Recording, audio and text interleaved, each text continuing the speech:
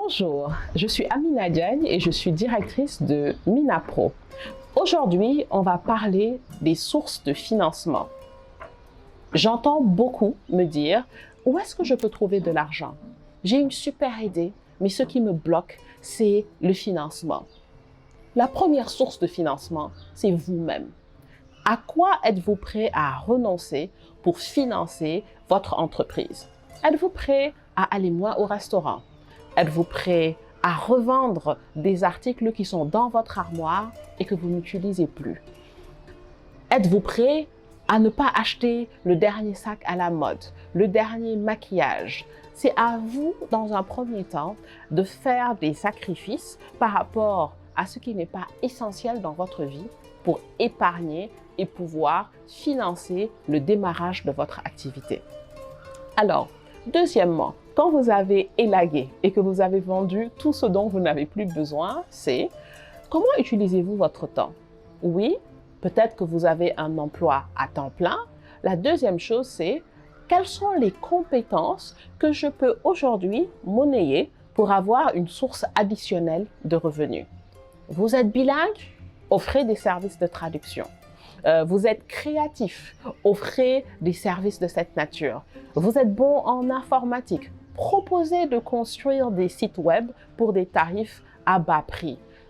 Toutes ces différentes activités et compétences que vous pouvez monnayer vont vous permettre de générer du capital. Donc la première source, c'est vous-même. Deuxième source de financement, ce sont les amis, la famille.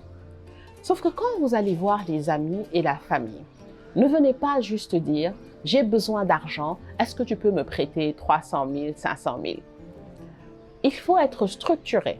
Dites « j'ai besoin de 300 000 pour acheter des équipements, pour acheter de la matière première qui vont me permettre de démarrer une activité. » Qu'est-ce que ça va faire?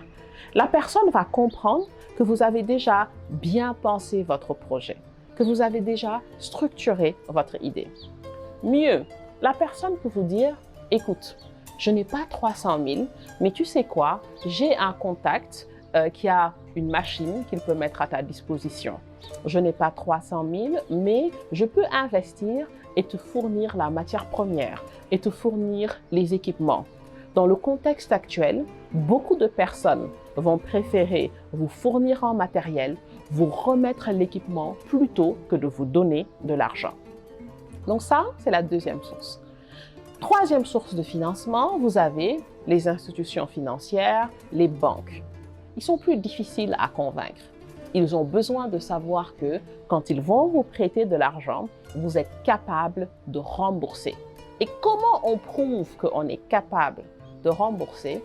En présentant un document qui va dire « Voilà mon activité, voilà ce que je compte produire, voilà à qui je compte vendre.